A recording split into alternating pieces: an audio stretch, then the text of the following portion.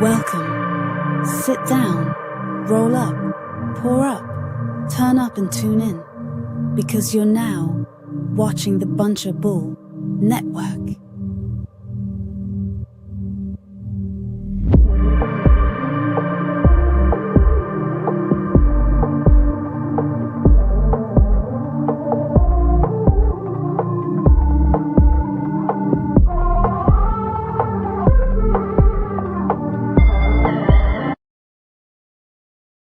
What up? What up? What up? Welcome to the world's dopest podcast, Montrelly State of Mind podcast, down here at a Bunch of Bull Studios, as per usual. And tonight, I got two special guests with me via the live. What's going on? I got my man Hoody Santana and Montrelly with me. How y'all feeling? Good. Thank you for having us. For sure, Yes, man. sir. Thanks for being a part of the program, man. I like to kick it off by saying how I was introduced to the artists or the creative and how I came to find them. For this particular interview, you guys were recommended by my homie, my brother, my real brother, Oz. Montrelly got a hold of me, told me he was interested in coming to the program, sent me some music. I was vibing with the music in a major way. And I said, yeah, absolutely. I got to have them boys on. So that's what we made happen, man. How y'all feeling? Feeling good. Yeah, man. Good. Feeling Thank you. good. Really appreciate it. For real. It means a Yes, lot. sir. Hell yeah, man. No, I'm happy to have y'all. I'm happy to hear about the journey. Right now, y'all coming to me live from the PDX, right? Out there from Portland? Yes, Yes, sir. Yeah, but we were talking a little bit off camera. And you guys said you're both not originally from Portland. Why don't you tell me a No. little bit about that? Where y'all from, man? Okay. Well, We'll I'm start from. off. I'm sorry. Oh, go ahead. My bad. Oh yeah, like I'm from Texas. I've Okay. been there for about 25 years until I moved out here about like 3 years ago. Okay. But born and raised in Texas. Yeah, I lived almost like everywhere in Texas. We just moved around a lot growing up. But in the DFW, Houston area as well. So For sure. Yeah, Hoodie. I'm from the Carolinas. I just say North and South Carolina because I went back and forth through both. Yeah. But I actually moved up here from Cali. I got stuck out here during COVID because I was living in Cali and moved out here with my grandparents. Got stuck and I just stayed. But yeah, I'm a Carolina baby. For sure, man. So tell me, now that y'all are in Portland, and you're in the hip hop scene in Portland, how do you find it? How you feel about the Portland hip hop scene? It's kind of hard to like maneuver out here, kind of, especially not being from out here. You Right. really gotta like put your feet on the ground and actually go out there and like network with people. You can't really use social media out in Portland a lot. You gotta actually Okay. go out there and talk to people and stuff. So that's yeah, been that's my experience. Yeah. Yeah. yeah, that's definitely something that I've seen working with Hoodie is, you really have to go out there and make those connections and shake hands with people, face to face, being in this scene. And there are some artists out here that are, having a buzz, but I definitely feel like it's something that's still kind of developing as well in Yeah. Portland. And so, yeah. Yeah, man. Funny enough, I'm really familiar with the PDX hip hop scene myself. I was out there for a period of time, and I enjoyed it, man. I love it a lot. It's got like a gritty '90s feel to me, and I really appreciate that about it. Everyone's really hungry, and everyone has that just it's just a real '90s vibe. And what I found to be true is, like you guys said, and the dope thing about it is when you do put your feet to the ground and you go to some of those events. Um, you just find a lot of people there just because they heard it was live entertainment, just random fans walking in because they heard it was live entertainment. And I've been to a lot of different places, to underground events, and that was the big difference in other places I've been and compared to Portland PDX is that people come in just because they enjoy live music and they come there to check out artists, just even though they may not know them personally. They still want to support the local scene. Have you guys found that to be true? Yes, absolutely. Yeah, Yeah, definitely. I've definitely. noticed a lot of artists out here either are from the surrounding cities or towns, Yeah. or or they come from a specific part of Portland. Okay. Yeah. Um, but yeah, Mm. For definitely. sure.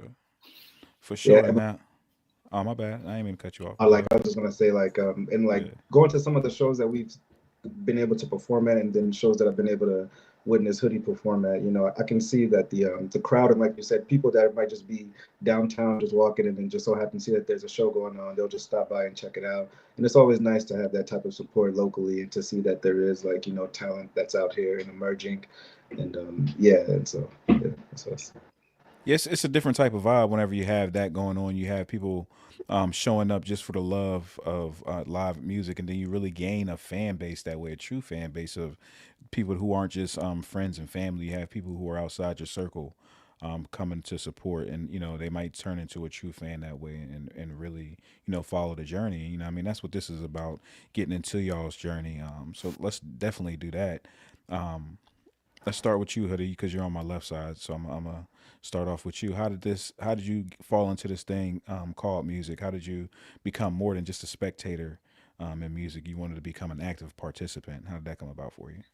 Um, See, I'm in school, so I study psychology. I've been studying psychology. My father studied psychology.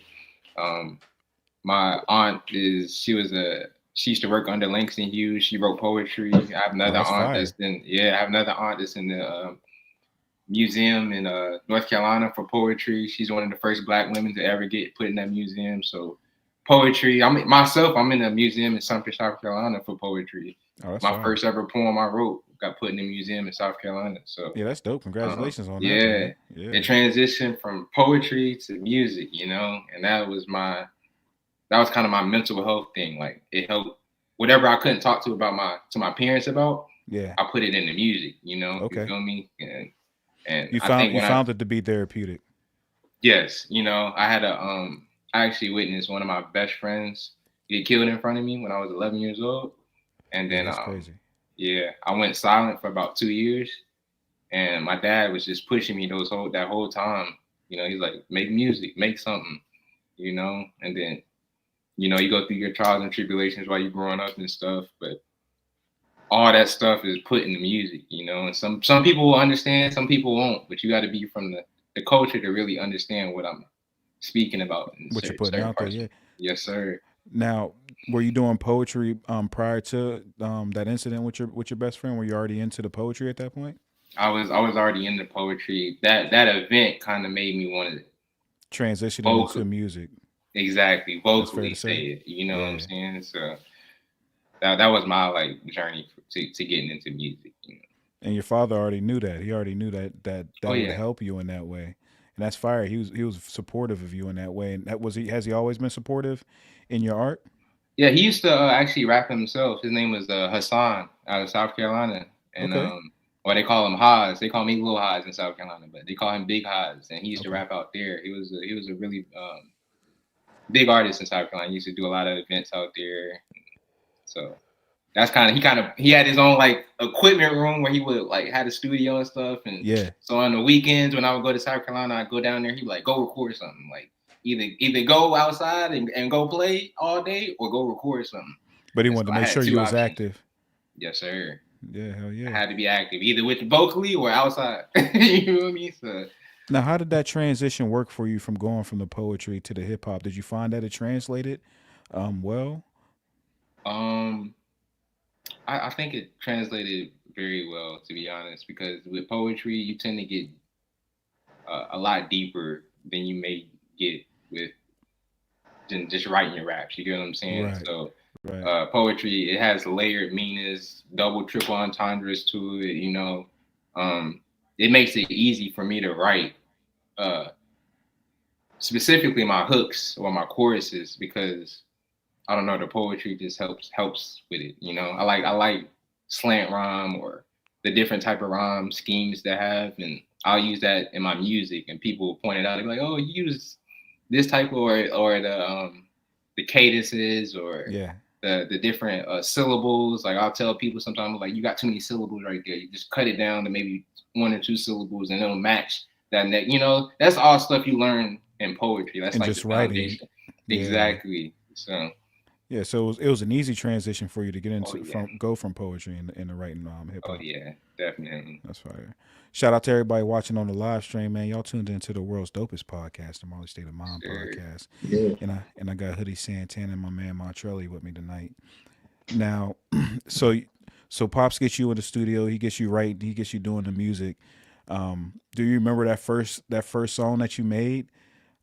Oh yeah. I Yeah. used to want to be a little Bow Wow. You feel me? So Okay. I was like kind of rapping like him, and then I actually got cousins on the West Coast, so a lot of my music growing up in the Carolinas, it was different from a lot of the people in my area because they like you got a Bay Area feel to you a little bit. Because I got Okay. my cousin used to make beats for E40. You feel Oh, that's me? fire. So Yeah. 40 so water. exactly, you know what I'm saying? Yeah. So I had that like Bay Area times like southern trap feel to it, and it kind of helped develop my own lane, you know? It helps you to create your own sound by Yeah, exactly. merging those sounds. hmm That's fire So for sure. I get a lot of West Coast love, especially because I tend to use a lot of West Coast beats in my music too. So Yeah. So they can relate to it. oh yeah, definitely, And the funny thing about the PDX, for those who aren't familiar with the scene, it is heavily influenced by the Bay. I would say there's a heavy Bay influence in it too, because it is northern, it is northwest. The Bay's goddamn same type shit. So yes sir. now, now you made the first jam. Did it have that sound that you're describing? Um, Your early work, did it have that sound, that mixture of like trap and hyphy? no, growing up, like I said, I've always loved music. Like that's something that kind of like heals me whenever I go out. I listen to music everywhere, you know. And when I was first starting, I was listening to Tribe Called Quest, Okay. Nas, you know, Black Thought, Yeah. Lauryn Hill, you know, Wu Tang, Biggie. I was listening. I was doing my homework basically before Okay. I actually got into the music seriously. So I was rapping on boom bap beats way back in the day, and that's what I started out with, like boom bap, like really rapping, you know. So, Do you still enjoy that stuff? You still enjoy like oh, the more lyrical boom bap type music? oh yeah, I got a couple of songs boom bap. You'll see them mixed in if you look at my discography. You'll see some my West Coast homie Jay Shinobi. Shout out to him. Yeah. He does a boom bap rap, and a Okay. lot of the stuff I do a lot of features with him. That's boom bap. Yeah, for sure. So you make the first jam. What was that like for you? What did Pop say? How did you feel about that first jam that came out of that? Um, to be honest, I don't know. I didn't really like the song. Okay. I just love the experience of it. You know, like putting the Yes. Yeah. headphones on, zoning out. Yeah. You know, writing, rapping what I wrote down. You know what I'm saying? And then that whole experience, I just fell in love with. You know, I do it every weekend now. You know, so Kind of the it was same just ritual. yeah, basically. You know, Yeah. like you ask Isaac, I'll be at work. I gotta go take 15 real quick. Yeah. Go write something real quick, That's and I'll have the song done by next week. You know what I'm saying? For So, sure. Just chipping away at it for real. oh yeah, definitely, definitely. How about you, Montrelli? Tell me about your start into this thing called music. You know what I mean? When did you first realize you wanted to be a participant and not just a spectator? Was there a certain song? Was there, a certain event like it was for Hoodie? Like what was it for you that catapulted you into wanting to make music? wow, awesome. I would say growing up, I was really around my cousins a lot, and some of my earliest memories are of them freestyling to me. And at the time, I was so young. I'm still kind of getting an understanding of what it is exactly that they were really doing. And I had another cousin of mine who was into like the sound engineering. He had like the whole setup with like speakers, stereos, and he was always like the DJ in the family. So music was definitely always a part of our family. Yeah. I remember like being with my mom, and we go over to like my grandma's house, and she'll be playing like some of the oldies, and just seeing how much soul was into the music, and how much it's like that muse, like the muse in the music. And what I liked about it was seeing how they were able to connect to a body of work that they didn't have any hand in creating, but also just seeing like how lyrics and songs and melodies can resonate and pull certain And heartstrings. how it affected them Yes, absolutely. for It sure. affected them, being able to give them the strength to like, get up and go through with the next day. And so looking back on it, I feel like there's always that curiosity that I had growing up. And over time, just seeing like artists, who would have certain lyrics where they would kind of speak some things into an existence as well, something that I picked up on as well. Just seeing how like, through repetition, through the belief of what you're saying, even doing it and being in that experience, I began to see how you can form and create your reality around, that center. And so around the time I say, I honestly like experimented with creating my first song was like in 2020 during the pandemic, during the lockdown. And it was wild too, because to me, it feel like it came after a time whenever I had just gotten evicted from my apartment and I had to move in with my girlfriend and her parents. And I'm just sitting there like, I don't have, I wasn't working, I wasn't doing anything else. And obviously music was still there for me. And I was like, okay, like I might not have these things, but let me, let me speak some of these things into, manifestation. So I remember recording in the closet the first time. My first song was called Escape Route. And in that song, I'm just, speaking about all of the things that I've experienced and all the things that I've went through. And it's similar to like what Hoodie was saying as far as it being therapeutic, because one of the gems that I keep from my mom, she always said to me, if you can't say it, at least write it, and finding a way to be able to write out my emotions, write out my thoughts, whether I understand them or not at that time, not identifying with those thoughts as well, being able to be honest, with just how I'm feeling as a whole.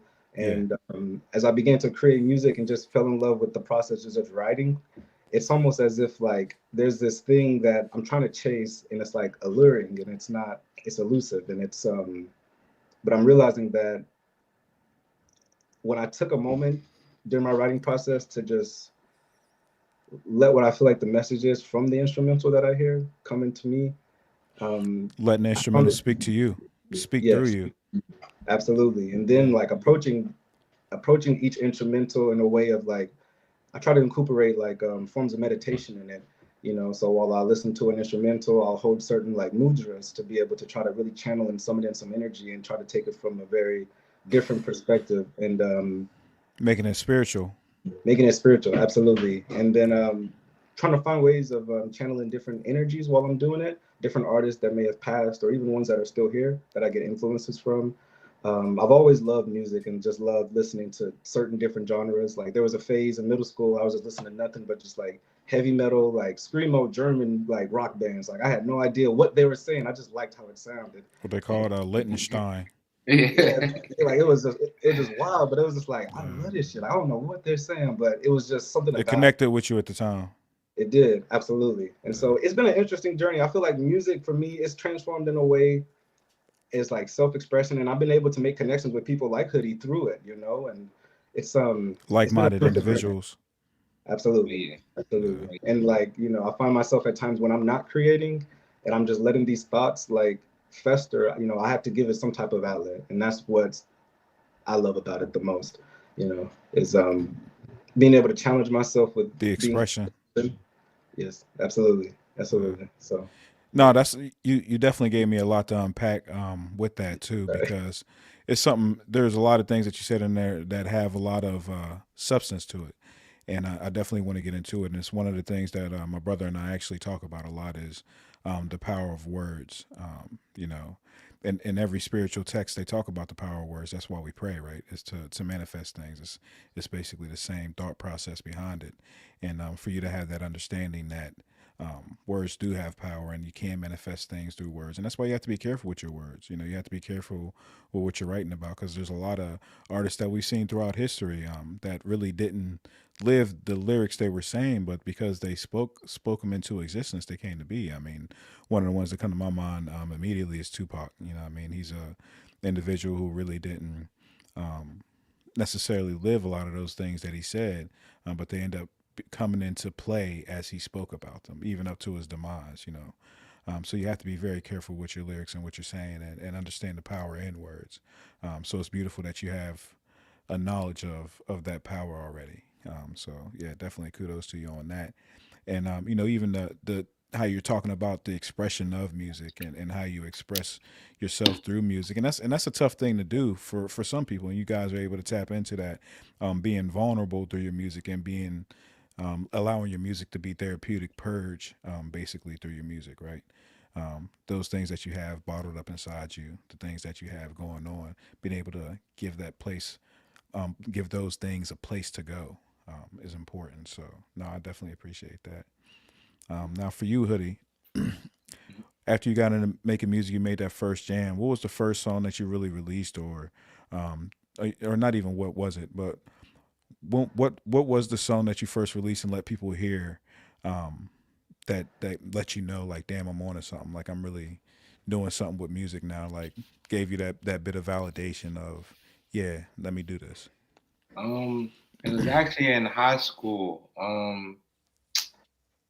I had a big love for I mean, not Wu Tang, Odd Future and Vince Staples. That's like my favorite artists. Him and Bodie James, and I Mm. released a song called "Low Bucket." It's about bucket hats, basically, in Yeah. 2011, 2012. And a lot of people at my school, like we had a little clique called Edgy Gang, and a lot of people at my school was like playing the song. They was like, "Yo, you can rap." Like we ain't even, cause I was quiet. Like I knew everybody, but I was like the quiet kid. Like Stay I to go to yourself type school. shit. Yeah, like I wasn't even at school a lot of the time. So when I did show up, I was in there in the school freestyling at the lunch table or whatever. But other than that, if I wasn't freestyling or making jokes, I was quiet. You know what I'm saying? So when I put the song out, people was looking at me like, "Oh, we didn't even know you had this like in you," you know. Yeah. So yeah, that's when I was like, okay, I can actually do this. But I Was you didn't take it serious until probably about 2020, for okay? real, for real. What changed in 2020? What transitioned it from being something that you just were dabbling or playing with to being something that you took serious?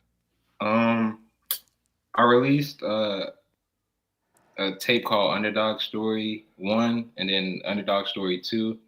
And one of my homies, Trey, love you to death, brother, he hit me up. He was honest with me. He was like, you got the talent, but sonically it don't sound right now. He's like, Mm. you need to change the way, because what you're rapping about, I like it, but the beats and all that other stuff, you need to put that to the side and change and update yourself. You know what I'm saying? Reinvent yourself. And Mm. that's what I did. So when 2020 came, uh, I would say 2019, 2020, put together a tape called Get To It. And it's basically get to it music. That's what I call it. It's Yeah. like getting money music. And Yeah. I got a song on there called Jeezy and and those songs like really popped. And then I released a song called Wizard Kelly maybe like a year before that, and that song actually blew up, but I didn't like how it sounded sonically. And I was doing Yeah. shows and stuff in the Carolinas, Yeah. and when he told me that, it just transformed my whole life. I've been a different artist. I say every 3 to 4 years, I become a different like artist. I'm in different genres, You every you genre. rent you renovate yourself. Oh yeah, oh yeah. I Yeah. always destroy and rebuild myself Yeah. every couple years. You Hey, know. shout out So, shout out to the homie Trey for oh keeping it yeah. real and not being a yes man. Just saying, Yeah. yeah, this fire, bro. No, but no, that's important, man. I talk to a lot of artists about that on here and on this program, man, because it is important to have people in your inner circle who you know you can trust with their opinion. They're not just saying something, just to give you lip service, but they're actually giving you an unbiased opinion. It's good to have the people that you trust. You know what I mean? Because some people would just say anything for the Yeah. sake of saying something, but to have somebody that you trust giving you a real opinion on your music so you can really make the adjustments that you need to. And shout out to you, right, Hoodie? Because you were able to receive that and not let it be negative and be like, man, he's a hater. Like, why is he No. like, no, I'm gonna keep doing it the way I'm. He crazy. You know what I mean? Like, because it's hard to take that as an artist. You know what I mean? Yeah. We're sensitive about our art, but you were able to take that constructive criticism and see it just as that and use it in a positive way. I So love yeah, man. criticism. I love it. I, Yeah. I I feel like to be an artist, you need to. That's one thing. If anything, that should be one of the first few things you should learn is how to take criticism, because everybody gonna It's criticize not you. easy, right? It's not an Yeah, easy you thing to do. know. So yeah. Yeah, so you said you made the pivot in 2021. You came out with the new sound and seeing that people were taking to it. What made you feel like, yeah, this is what made you first of all agree with the homie's opinion, and what made you know that it was the right thing to do? What made me agree with the homie's opinion is I was kind of, I want to say I was like a big artist in the city, but I was kind of known. And one of the other artists in the city, he told me he was like a lot of people in the city like your music, but you need to change something. He also kept it real with me. He was like, you need to change something. Yeah. And he was like, once you do that, you know, it's gonna take off for you. And we just waiting on you to get yourself right. And so I kind of just took that in, and I was like, all right. And then I released the Get to It 1, 2, and 3. Back to I dropped maybe 6 tapes in 1 year, and damn, that's work. went up, you know. And so how was the Get to It series received? What was the reception like for that? it was good. It was really good. People still send me the songs now. Like they'll go back to it. Like that's how I know the songs are good, because they can go back to it and they'll play it. Like I got music on there that'll help you mentally. I got a song on there called Get Through It. You know what I'm saying? And that's one of the songs that really blew up for me. It was like basically what I'm saying get through it, you know.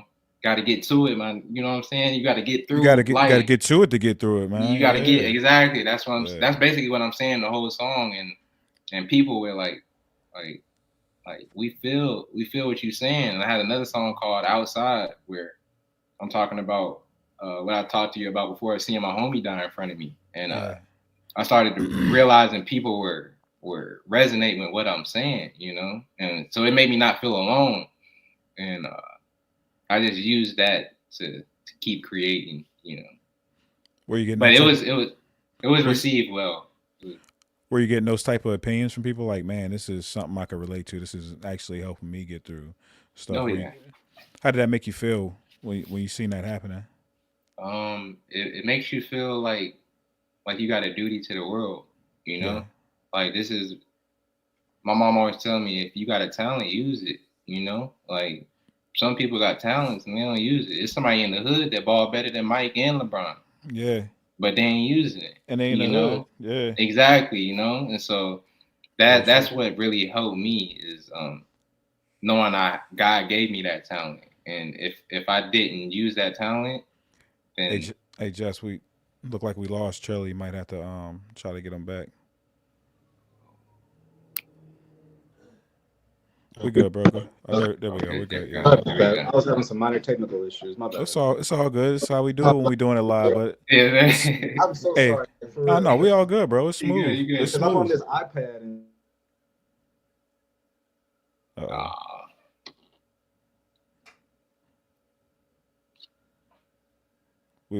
We lost your vocals again.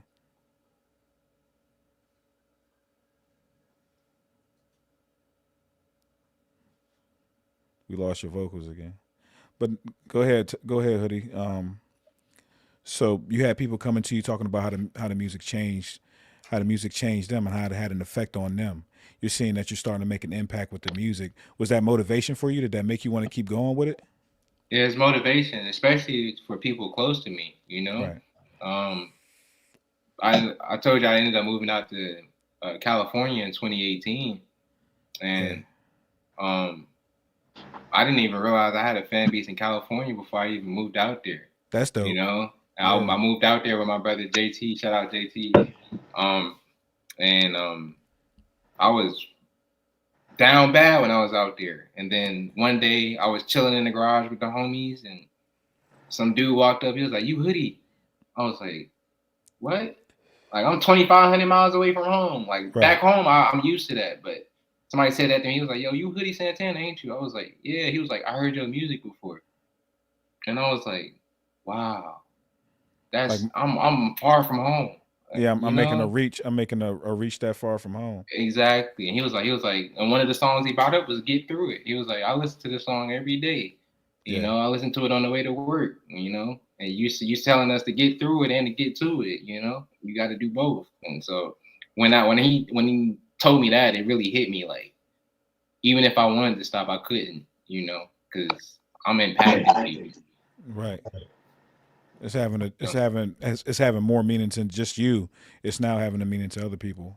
Yes, exactly. You know, and my thing is I'm all about mental health for Black men. You know, we often don't get those spaces to talk about what we go through, and music is that space for us. You know, yes, definitely one of those spaces. Yeah, exactly. So I try and at least say the things I know other people aren't able to say through my music. You know, right.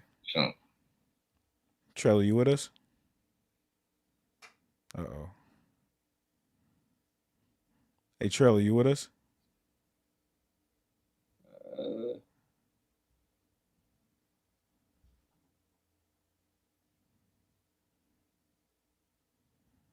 We can't hear you on the volume again.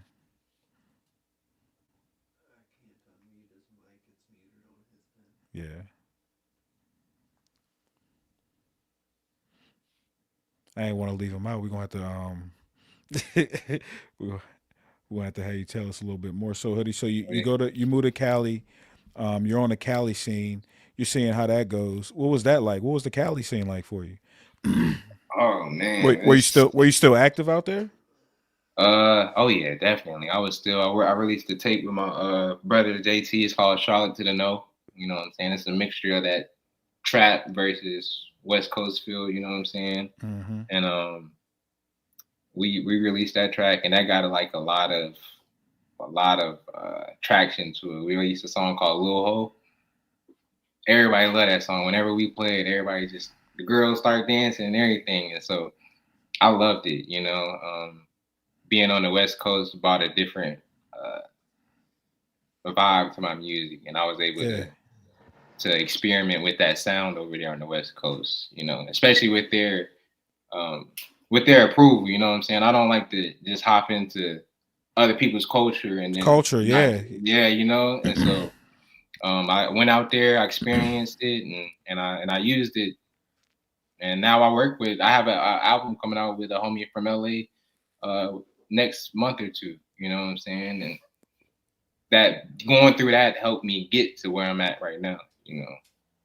Now, you told us early on that a lot of your influences was a lot of East Coast, boom bap lyricism, type stuff like that. Now to transition that and go to the West Coast, did you have West Coast influences early on as well? Were you listening to like the Snoops and the Two Shorts, and Oh were you listening to yeah. that type stuff?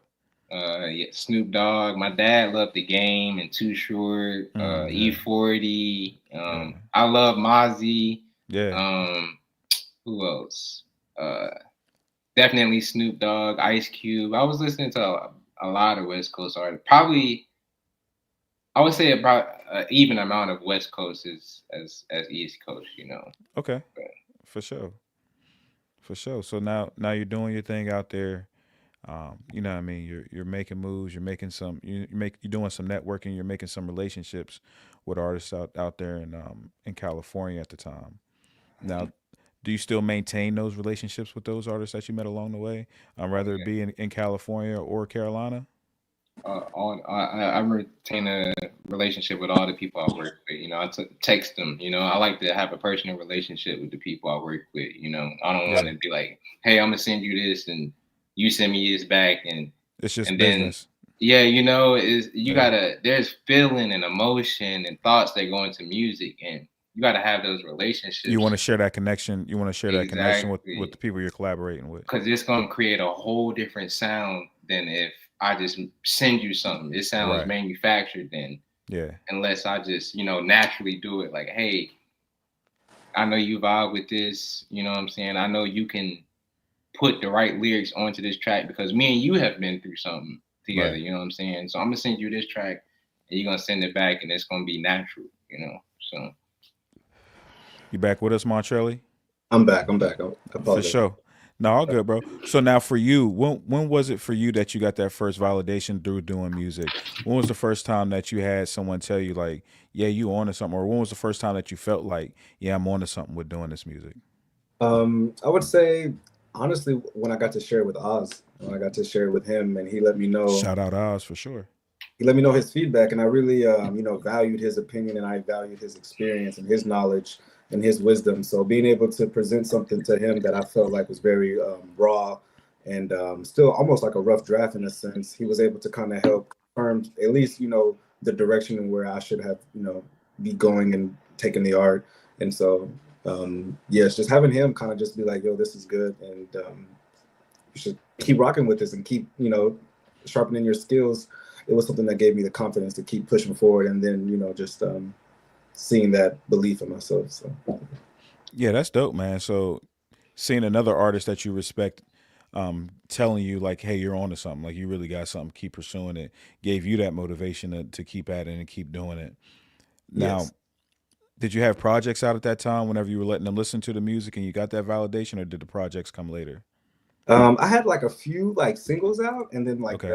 projects came later, Yeah. incrementally. But I had like a few singles out, and I was still kind of very like early into it and seeing like my approach. And I think early on, trying to find what my sound was and trying to figure that out. I think that honestly might have like hindered a little bit of the just expression it's in the expression itself in the beginning, because I was just like, the sound will come later. Let me just, what's the message is how I felt. And I was just Yeah. like, okay, bet. Let me just get the message, the flows and melodies down, and then the sound, it'll just come naturally. That's a mature stance on it, because it's hard to have that recognition that that will come later. A lot of times we try to rush things, and I think early on, whenever you're starting to make music, it is difficult to find your sound. And sometimes you may mimic sounds of those that you're influenced by. Like Hoodie said, he was trying to do the Bow Wow, his best Bow Wow impression. I think that's very common for us to, not be sure about our sound, but somewhere through that imitation, somewhere through that journey, you do find your sound. It might be that one song that you really like. And you're like, that's how I want to sound every time, all the time. Right. Or that's I can take that ad lib or that effect I put on that word and implement that into my other songs. You know what I mean? And that is how it comes about. I think for you to have that foresight of knowing, let me get all these other mechanics down, then I'll worry about the sound later. You know what I mean? That's a very mature stance to take. And something that you're pretty adolescent in when it came to music at that time. So, you know what I mean? Shouts out to you for that, for sure. Now, when did you find your sound? How did you find your sound? When did you know that you got that? I say I found my sound actually by combining all of the music that I had ever listened to, and I found that using it in that light, because then I don't limit myself to just sounding away or being on a particular track. And I figured, let me just try to use a combination of all the collective artists that I've listened to, whether it's like reggaeton or whether it's jazz, whether it's just alternative rock. And so through that, I've been able to find an interesting sound. But I feel like what I try to really focus on is just either trying to express my experiences, what I went through, and how I've gone through it, and what I've been able to gain from it, or what I want to experience. And I'm just approaching it in a very like metaphysical way That of it. manifestation again. Yes, absolutely. And so I think the sound ultimately for me came about as just um, using inspiration from all of the artists that I've listened to just be like not like the ultimate, but just make an ultimate expression for me as well. Now, how did your creative process change from the beginning when you first started making music to where you are now? Finding your sound. How did that creative process change for you? Hmm. Wow, that's a good one. So the creative process, it changed over time for me as I began to understand the importance of taking time away from music and creating, to really be able to have a moment to just take everything in around me that I'm experiencing in life and process things, and then saying, okay, now that I have this understanding after this lived life experience, let me put this and channel this into a creative space, into music. And now I find myself in the creative process from earlier on, not second guessing what I'm saying and just letting it flow. I think there was a lot of second guessing in the beginning. Mm-hmm.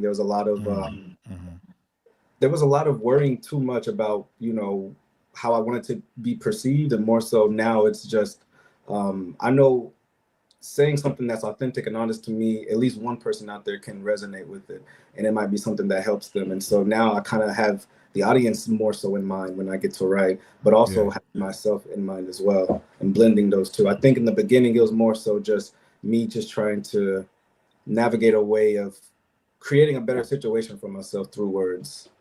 And really not being confident in who you were as an artist. Yes, Yeah. definitely. Yeah, that's fair. That's fair.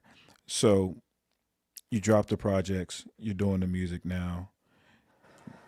What was the reception like for those early projects? Did you get the Um, did you get the reception you were looking for? I did. I did. I actually because I wanted to, because I shared the music, honestly, like being though it's out there and it's on the internet, it was really more so just shared with people close to me and friends and family. And so me having that closeness with the people that I was sharing it with, I knew that when it comes to some of these tracks and some of the things that I'm speaking about, they would hold me accountable as like, bro, come on, you're not. you know. And so their reception of it from my family, it was really nice. You know, it was really nice. It really helped. Yeah, for sure. Now, I want to get into some of this music. You sent me a track. We're going to get into Numb. Tell me a little. Well, first of all, before I get to that, why don't you guys shout out your socials if people want to get a hold of you, they want to follow the journey. Some producers want to send y'all some beats, some artists want to collab with you. How can they go about doing that? What's the best way to get a hold of you, fellas? All platforms. Hoody Santana, HOODY Santana, and you'll find me on everything with that username. Yes, and then you can find my YouTube channel at Montrelly. That's all. It's going to be MONTRELLY period. And on there, you'll find some new projects that I'm going to be releasing as well. You can look at my Spotify. I have Spotify, Apple Music. You can listen to the music there. I still have some more things that are in construction right now that I'll be giving out to the people, but I'll be able to have some of those updates posted on YouTube, as well as I'm building a website. And honestly, you can hit me up old school and via email or something as well too, that I'll be able to, you know, stay in touch with you as well. I don't really do like the socials like that. I'm still kind of working on those. But for my email address, you can hit me with Simmons. That's SIMMONS artistry, ARTISTRY 888. That's 38 at gmail.com. And yeah, I'd definitely love to connect and work with you guys on some stuff. Yeah, man. Make sure if y'all an artist or producer, man, send them boys some of that heat, man. Get them boys right for sure. So we're going to get in this track, Numb. Tell me the inspiration or about this track. How did y'all orchestrate this? How did y'all cook this one up? I had an experience growing up where I was taking Xanax bars a lot and smoking a lot of weed and drinking and, you know, just all that drug stuff. And I realized it was because I was trying to numb myself, you know, from everything that I saw and been through. And so basically that's where my inspiration from this song came from. You know? Hell yeah. And I would say, with my perspective on how the song came about, Hoody and I, we've been working on some tracks together, and we met through work actually, and just being able to, you know, connect with another artist and just kind of speaking about some of the issues that we face as far as, like, you know, men's mental health, you know, and our like emotional intelligence, things that we don't really, you know, express ourselves about. And that's what this whole project is really centered on, is just self-expression, healing, and that journey of it. And you know, we talking, you know, it's just finding different things to use to temporarily numb ourselves from something that we know we just need to deal with. And I think that's what how this song was kind of orchestrated. And like Hoody was saying, just using our collective experiences to make something that, you know, was personal to us, but we know will resonate with others. Yeah, that's crazy. You guys met at work. You know, that was divine intervention for you two to be at the same place. Yes, Have to, you know, be like-minded individuals and both be artists at the same time. So you were able to get together and, you know, make some beautiful music. We heard this one a little bit before the podcast, but we're going to go ahead and get into that. Numb. Is this unreleased? Unreleased, yes. Well, we got that Marley State of Mind exclusive. You know, we be getting them exclusives on here. Unreleased track. Numb from Hoody Santana and Montrelly.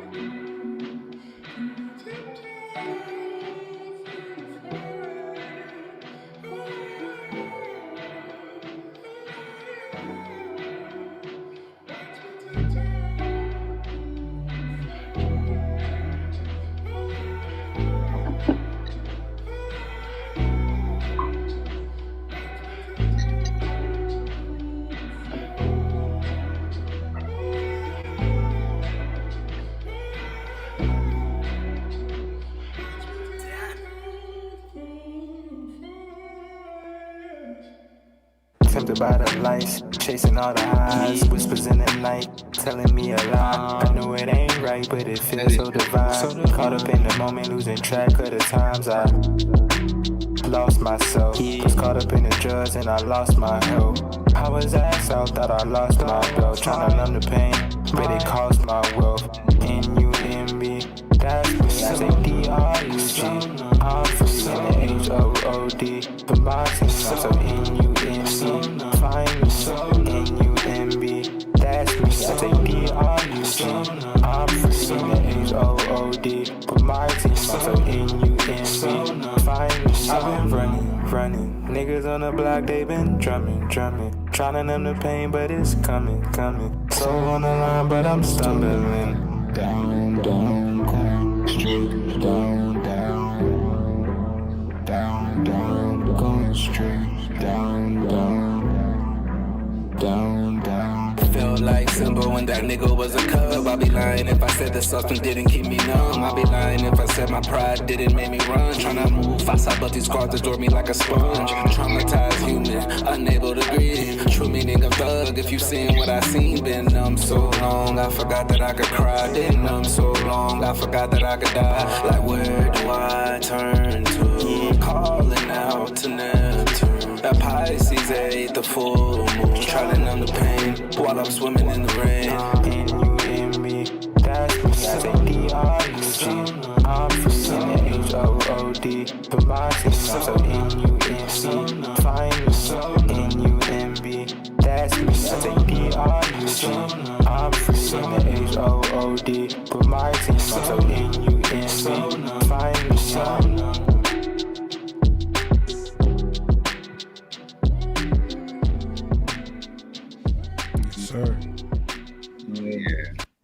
Yeah, that's Numb. Yes, By sir. Hoody Santana and Montrelly for sure. Thank you. Yeah, man, for sure, man. I'm definitely messing with the vibes for sure. I can dig it. And now that you gave me the background on it, I can appreciate it that much more. Because it is lyrics that are true to you, right? And the song's definitely speaking that. So I appreciate y'all for sharing on that. Now, is that when are we looking to release that, John? We don't have an official date yet, but we're trying to put it out in the month of September. Okay. Okay, is that going to be a part of a bigger project? Are you guys working on a project right now? Oh yeah, we're working on multiple projects right now. Yeah, yes, sir. Yeah, for sure. Now, do we have any dates for the projects? I'm asking the tough questions tonight. Yeah, I was gonna say, we don't have a set date. We just know what month we're gonna do it in. Cause, yeah, like we're trying to actually like have the numbers kind of lined up in like a numerology kind of way with okay. Of like using like the number 9, and so we're looking like like September, something to do with a number like that. So we're kind of playing with it in that way. Okay, I like that. Yeah, so it's very strategic, very direct. Oh yeah, absolutely, definitely. Yeah. We want the energy to be popping whenever the day it drops, Yes, sir. And then number 9 is the number of completion, So that's it'll be a complete project when it drops. So that's why we choose in September. So. Right. Okay. Yeah, and I like that. And I believe like this year, but in like 2025, that's like year number 9, right? Yeah, it's the completion of the cycle. Yeah, year of the 9. Yeah. Yeah. So it all makes sense. Oh yeah. Are you guys very deliberate? Are you guys very deliberate in your life like that, the same way you are in your music? Oh yes, definitely. Yes, definitely. I'm big on. You talk to Montrelly. I'm all day at work. I'm talking about numerology, and I'm a big person on astrology also and mythology. So I always talk about that stuff, esoteric knowledge. You know what I'm saying? And stuff. Yeah. I look at numbers differently than a lot of people.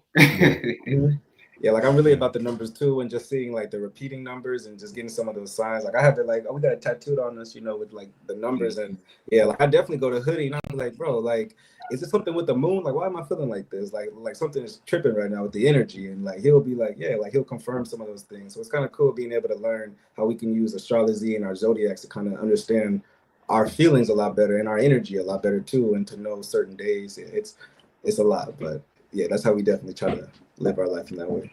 No, that's fire, and you know what, it's real because the fact that you guys were able to be brought together in the same place, like I said, to even begin with another like-minded individual like yourself, and you're able to create and do the things that you guys do, and you obviously have the chemistry when it comes to the music aspect of it. So that's fire. That's a fire thing. Now, what can we expect coming up from you guys? What can I look forward to? You guys got any shows coming up? Tell me what's going on in the world of Hoody Santana and Montrelly right now.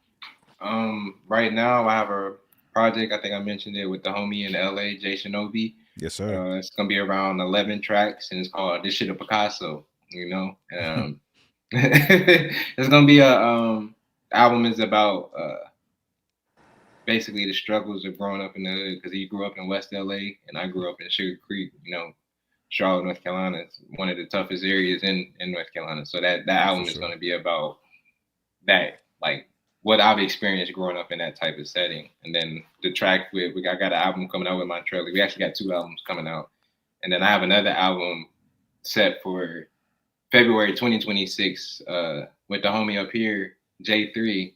Um, we got like a little love album coming out, West Coast Beats. You know, we don't have the name for that yet, but those are Okay. expected the next couple of months. Yeah, we're definitely gonna be tuned into that. What about you, Montrelli? What can we Yeah. expect? Yes, absolutely. And like what Hoodie was saying, just working on these two projects that we're trying to make is like a series with, it's going to be like a follow up with this one that we're kind of going to release, and just creating more content, and just I actually want to get into the space of doing more like video vlogs, and Hmm. speaking more. And honestly, Hoodie and I, since we're kind of trying to just dial in on one thing at a time, we're actually going to be looking into start we're going to be looking into starting like a men's mental health podcast, where we can actually, go further into some of these topics. And then the soundtrack is like a perfect, layout for it. And so Mm. that's something that we'll be having released out is some podcast episodes, just kind of speaking on topics of mental health, emotional intelligence. Why do we respond to certain things the way we do? Finding the roots of our behavioral issues, and really getting down to it. Yeah, that's fire, man. I think that's a huge thing, and I'm so happy that nowadays it's more spoken about and it's more prevalent. Mental health, especially in the Black community, like you said, it's not something um, that's spoken about often. But I think now people are starting to understand the stuff that we go through in the hood isn't normal. And we need to talk about that, and we need to find ways to heal from it. And the reason we need to talk about it is the expression of it and talking about it will help heal it. You can't really fix a problem until you identify that problem. A lot of times we're in denial that there's problems going on, or we just think that it's normal when it's just not normal. Um, so we do need to talk about it. We do need to get into it, and I think you guys are doing a great thing. Not only with the music, especially in the age where music can be so negative and so down. Music that's heavily promoted can be that way because there are artists like yourselves doing what you're doing, but it's not often pushed for whatever reason the agenda may be. Right. Yeah. Um, but it's not pushed. But you guys are doing. You're a part of the solution, and you're not, just complaining about it. You're showing it through action. And I have a couple homies in that space. I have a homie. Shout out John Quest, man. He's got his Hill Homie brand. He's got some Hill Homie shirts. He's about to do the Hill Homie podcast. And he goes on constant men retreats, and he's much into the same space that you guys are. He's heavy into psychedelics, and the effects that they can have in a positive way, and going through some of the healing process. So, I say all that to say, it's a very noble mission. Not only that you're doing it for yourself, right? Because there's a lot of things we have to conquer with ourselves, but you guys are looking to help others. You know what I mean? And that's noble. You know what I mean? Because you could easily just be selfish and get it for yourself and just be worried about self, but you're doing more than that. So Sure. I that's dope. appreciate it. Thank you. For Thank you sure. so much.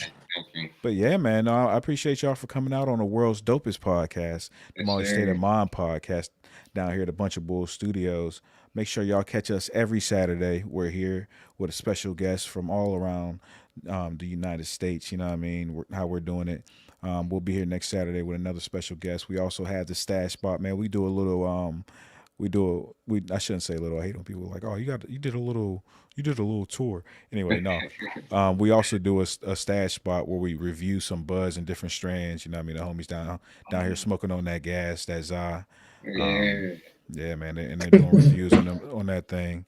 And we also have vision talks. We got the homies down here, Greg Lamont and Guy, doing vision talks. They do that on Friday at 2 o'clock, and they're just talking about whatever. It's an open forum podcast where they just tackle um, some events of today that might be going on and different things like that. So definitely check them boys out. But yeah, man, thanks again, man. Hoodie Santana, Montrelli Yes, came to sir. join me down here at the world's dopest podcast. Doing it big for the PDX and beyond. Texas, Carolina, what up?